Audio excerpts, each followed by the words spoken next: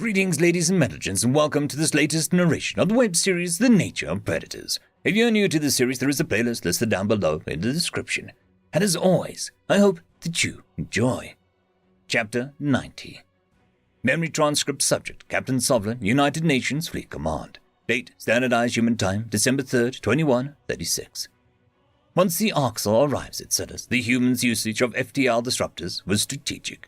The blocking effects were limited to upper orbit, and that allowed our fleets to travel further out. While the enemy was knocked to real space, we were still zipping through subspace. The Terran warships were patient and dutiful in following the Greys, all the way from Koa. Stalking the reptilians across the vast distances showcased the UN's predatory routes. Our shadow fleet emerged from FTL travel, just shy of an active disruptor zones. A gap of light years had been bridged in minutes, and our signatures were muddled by the Arxel's own wakes. Their fleet size was around 10,000 strong, and ours paled by comparison. But the humans had a few tricks on standby, and we hoped to make a child-eaters suffer. From the sensor station, Onzo and I passed through the Grey's transmissions. A female reptile was taunting the humans by mocking their defensive line. This was a wondrous confirmation that the Arxel were officially enemies of Earth. Cetus had been expected to attack, judging by their organized formation. However, the evac shuttles leaving the surface suggested their notice was limited. "Sovereign, you're up." Tyler snapped his fingers together, which made me wince. I was unfamiliar with the painful-looking gesture. "We're going for a pincer movement. Your task is to make sure that none of them escape. As a secondary job, watch for target locks and inbound fire." I snapped upright. "Yes, sir." "Onzo, Captain Monahan has impressed with your thinking. I want you to brainstorm aggressive options. Keep them ready and up to date. That'll be on top of managing the viewport." "You got it," the Yodel re-upped. Harris and Romero scanned for any noteworthy signals from the surface. "We need to have a full grasp of the situation as it progresses." Carlos frowned with disdain. "Understood, sir." "Great. Sounds fun," Samantha said dryly. With our tasks dished out, the sensor station was focused on the battlefield. The Terrans delegated duties with impeccable organization. There were dozens of moving parts on the bridge. Back in my days as captain, I'd never had such efficient crew. Humans could always do more than us with less manpower. Their snap decisions were better than the Federation's months of planning. "I remember that Tyler said about humans craving victory and domination. Maybe that reprehensible drive is what gives them the edge." But this wasn't the Kolshian fleet that we dismantled with ease, nor was it a small raiding band that hit the cradle. This was every Arxel ship in 100 light-year radius, meant as a show of force. It was impressed enough to put my spines at full bristle. Seeing the monsters swarming Cetus, I decided they'd been holding back against the Federation. Their vendetta against any particular world would ensure its death. Why wouldn't the Dominion vanquish us all if they had the decisive edge? Perhaps such a move would force us to unify further, or to flee.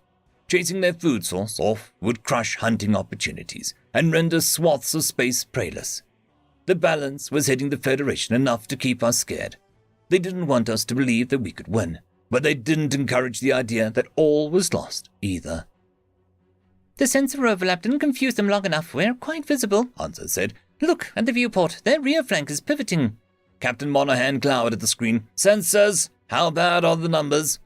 "The UN garrison on Cetus has about 1,500 ships, minus civies and transports," I replied. "Then there's 1,000 of us from the Shadow Unit." "Understood. We're making our move. Fire our weapons right behind the shield breakers. We only get one chance at a first strike." That was our hope, that the Greys didn't know about our shield developments. One hits were still unlikely, since Arxel ships had significant armor beneath ionic barriers. This trick wouldn't rattle them for as long as the Kolshians. However, even a demon could derive some confusion from shield outages. We'd have to see how many bullets their plating could absorb. Testing our enemy's defenses fell into the humans' gunship. The UN commenced its electromagnetic ambush with a literal bang, by hurling missiles into the Arxel's midst. Each detonation tossed out shrapnel, though most explosives were stopped en route. Crucially, the volleys blasted away the shields of nearby Greys. This proved the magnet bombs effective against all current ships, not just the Federation Armada. "Let's give them something to chew on," Monahan growled. The Terran crew members dipped into our new cache of bullets without hesitation. A relentless spray of our munitions rippled across the Arxor rear flank. Kinetic punched holes in their steel plating, with other UN ships chipping in. Armor-piercing shells chewed through 80 centimeters of steel alloys, like it was nothing. It seemed that the Terrans had figured out the Arxor specifications and tailored their weapons accordingly. Humans traded in firing speed for sheer power. From the results, their choice seemed justified. I was appalled that the Earthborn predators devised bullets which could puncture that deeply. Why had they crafted so many killing abominations for interspecies wars? The Greys' evasive maneuvers were nigh instantaneous, as though rehearsed. Rather than bumbling into each other like the Federation, the Arxor communicated to avoid collisions. They returned sharply across our flight path, and were aided by a small turn radius. The enemy's mobility presented an added layer of difficulty for human targeting systems. Sensors confirmed hits on about 400 hostiles. That's solid, but not as much as I'd hoped. It was then that the planetary defenses revealed themselves on Silas's moon, light decorating the lunar body. Near its volcanic centers, fearsome lasers pounded the Greys, concentrating strikes that melted the hardest ships. The Tillfish's orbital constructions had been hastily reassembled after most infrastructure was lost to the post-Earth raids. With each crackle of the moon, the Arxor weaved in different patterns. Their bombers initiated twists through the air and changed orientation on a dime. A small posse swooped down towards the lunar body, dodging attempted strikes with wild flying. I could see the glimmer in the humans' eyes, acknowledging a skilled foe. Even if they wouldn't vocalize it, the Terrans respected the Greys' quick adaptation. There's about 3,000 fighters whipping around to face us. A few hundred are going for the moon, and the rest, I muttered. Focus on the defenders and the planet. Hanzo finished. Tyler cleared his throat. How many enemy casualties visually? It doesn't look too convincing.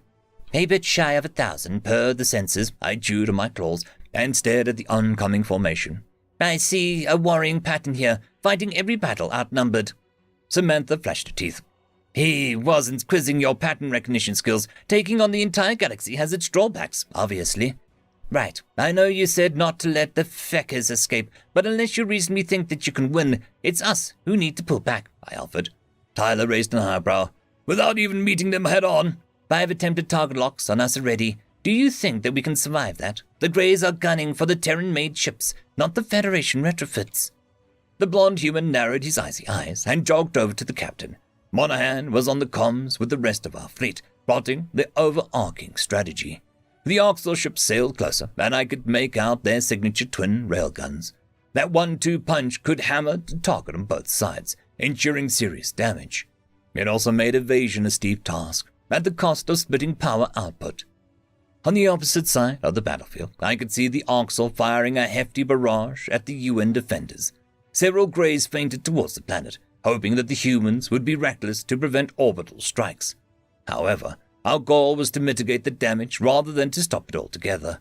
The Terrans had no intent of throwing a key battle for the Tillfish inhabitants. It was a small sacrifice to hold the Arxor aggression in the scope of the galaxy. Humans were illogical when it came to their survival, and they hadn't forgotten the Tillfish part in the Crocattle coalition. That was why I expected Captain Monahan to second my assessment, putting back before we could sustain heavy damage. Reverse thrust at full power. We're going to clear our FTL disruptor zone, Monahan barked. Drones will run interference on the Arxor's targeting system. I could see the automated craft gunning forward and snaking through the enemy ranks to confuse their systems. That move hindered the Greys from lining us up whenever the drones obstructed their shot. The Arxor must be guffawing at our cowardice as we receded through the night sky. Smaller Terran ships were pushing a considerable fraction of light speed, leading the retreat. The other human wing, defending Silas, spit out a few shots before surrendering their posts. They dove into the planet's atmosphere for cover and conceded orbital range to the Arxor. The UN was sacrificing the very target they sought to protect altogether. This concession split in the face of military doctrine. Then again, the defenders' disadvantage was linked to being tied down. The Terrans' only objective was to best the Greys in combat, and I suppose that meant regrouping elsewhere. Arxor bombers mopped up the planetary defenders on Silas's moon, with no friendlies assigned to its defense. The lunar bases succumbed after chucking a few bombs. It was a last-ditch attempt to take some hostiles with them. Seemingly, humanity was losing a battle for the first time since Earth. "We're out of range of the FTL disruptors," I yelled to Tyler in a breathy voice. "Might be able to stall enough to jump out." "We're not jumping anywhere." Captain Monahan snapped her chin towards my, shouting, with dilated eyes the size of moons. "Our goal is to cover the rear contingent as they warp out." Officer Cordona skipped back to his post. "Yep, change your plans, Gojid. You see any ships target locking the ships in warp prep, you let me know." "Yes, sir. May I ask why we're not all warping out?" I questioned. "Skipper says that those ships are going to warp back here in staggered intervals. Something about FTL keeping the enemy paranoid. The rest of us, our goal is to maintain a stalemate and keep the Grey's attention." A third of our shadow fleet, which was already lacking in numbers, had retreated well behind our main formation. I could see UN breakaways spooting up their drivers on sensors and plotting warp paths in stationary limbo. The process generated a gravitational disturbance that was tough to miss. Guarding ships that were out of the fray seemed like a foolish task. Perhaps my prior assessment that humans were most advanced military in the galaxy, perhaps it was, premature. The Oxel had swatted away the drones, though a few automatons were still harassing them. Unlike the Colchians, the Greys excelled at manual targeting. The foul predator's reflexes took over and defied all predictability from Terran algorithms. There was no rhyme or reason, just their impulse at the current moment. Spontaneity couldn't be simulated or projected, not even by human contraptions. Despite our daunting odds, it was up to our manned craft to hold them back. Terran warships tested the waters with a few plasma beams, though my particular craft held our fire. 2 behemoth carriers opened their bellies and swarmed a number of UN fighters. Without enemy shielding, perhaps their nimble dogfighting stood a chance. Onso flicked his ears at Tyler. "Do the fighters have plasma weaponry?" "A few do. The ones molded for the patrol boats have small plasma rounds," the human answered. "Overall, we prefer kinetics. Why?" "We should blind the bastards up close. Throw it right in their face, viewport." "That could be a good supplementary play. I'll pass that along, buddy." The Oxel had extreme light sensitivity due to their forward-facing pupils. For some reason, humans were not as susceptible to these tactics. Noah's greeting party made them aware of the idea, though. Shining a bunch of plasma flares right at the Greys might work in space setting too. The initial foray didn't appear to be going well. Momentum had swung in the enemy's favor. The Terran smaller craft weren't faring well against the heavyweights. The Minion bombers powered up coaxial railguns and took out fighters by the dozen. Even without shielding, the tiny kinetic-based ships weren't getting the job done. Onzo's tip must have been relayed to the charging fighters, because a few human ships went for a pass. They must be the boats with plasma munitions. Their turrets unloaded as much shorter ranges and with less power than a railgun. However, their firing speed allowed them to spew energy bolts one after the other. The Greys relied on optical reflexes, but in this instance, that was an exploitable weakness, riding plasma streaks across their field of vision, and left their ships heedless of the incoming munitions. The Oxel were forced to backpedal, dampening their breakneck pace. That was fortuitous for us, since our stalled ships still needed time to achieve warp. Monahan signaled to weapons and navigation. "Move forward. I want us in missile range yesterday. Fire the railgun while we're advancing." The lights dimmed on the bridge as our railgun projected molten munitions towards the Oxel.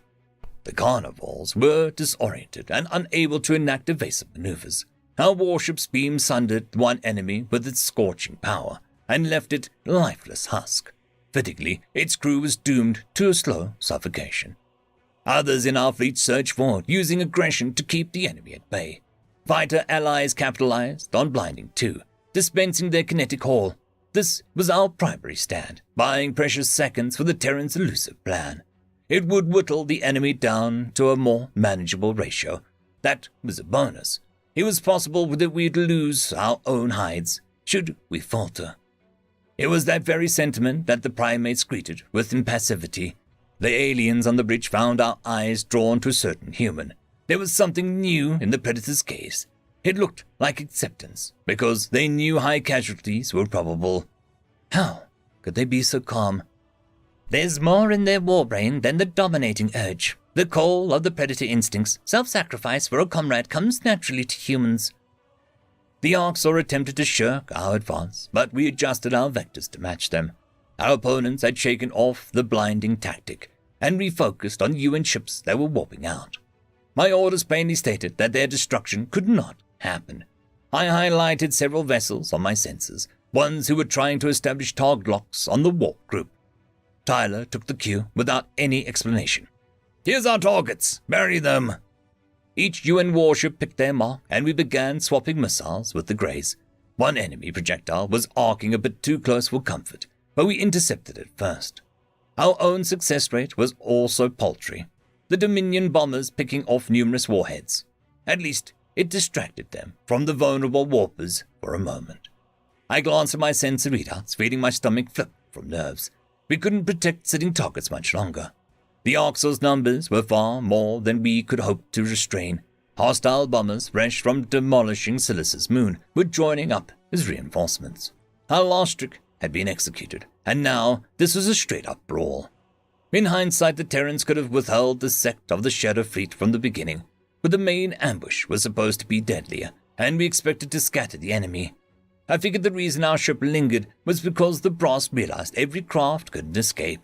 Someone had to guard the jump point. Captain Monahan stamped her foot emphatically. "Do not let the Orcs get anything off that rear flank. They are aiming at us too. There's a target lock on our ship," I called out. "Damn it. If we try to evade, they get an opening. Shoot them first." A weapons tech coughed. "There's no time to calibrate." "Aye, pilot. Give me a Hail Mary." The Terrans identified the ship target locking us and swiveled the railgun in its direction. With the vastness of space, it normally took several seconds to align the sights and set the coordinates. The technician squinted through one binocular eye, as though that would enhance her predator instincts. She jerked the railgun on target and scrolled across the viewport quickly. I knew the task was impossible, given that humans didn't possess omnipotence. Picking something that looked about right wasn't enough. It had to be perfect. Dozens of factors went into a successful kill. Bungling a single one, such as our ship's vector, their distance, and their future location, would cause a hopeless miss. Not even an apex predator could eyeball that in a second. "Carlos, Sam, I am glad that I got to know you," I croaked. Samantha sighed. "There's no other racist war criminal I'd rather spend my last moments with." Carlos chuckled to himself. Likewise. We saved each other's asses a few times, huh?" "Yeah, mostly me saving you," I snorted. The plasma railgun had released its Hail Mary, but I couldn't bring myself to watch. Why spend my last seconds dwelling on our failure? Perhaps I understood the acceptance of the Predator's eyes earlier. Everyone aboard this vessel knew that we would wind up dead, and we endured that risk. Monahan could have dodged our target lock, yet the captain put the mission first. I didn't understand why Terrans had their eyes glued to the viewport. That impossible hope persisted in them to the last, unwilling to acknowledge reality. But there was no sense in crushing their childish optimism in their last moments. The loss of my friend, of Marcel's packmate, and even primitive Onza weighed at my heart. The last emotion I felt was grief. Claps, whoops, and cheers sounded across the bridge, which startled me half to death. Onza focused the viewport on the shattered vessel, which must have taken a hit to the drive column. I glanced at my sensors and saw the target lock was gone. That was not possible, even for a predator. The odds were astronomical. There was no way any living being could land such a shot. "We're alive! We're fucking made it!" Tyler hollered. I exhaled a shaky breath. Humanity had sustained a few losses, but our warship wasn't among them. Miraculously, our stall tactics had delayed the enemy for enough time. Dots from the rear contingent vanished off screen, one after the other. The UN ships warped out in a hurry, and I had no clue where they'd gone. The humans succeeded in getting a few players out of the system. Now we were stuck here, and we had to find a way to survive. End of chapter. I would quickly like to thank our Tier 5 patrons, Dragzoon W.R.E, Quantum Wednesday, Ambrose Catal, Lord Ashrakal, Bushmaster 177, Casper Arnholtz, Cam Maxwell, and Arcadian. Thank you very much.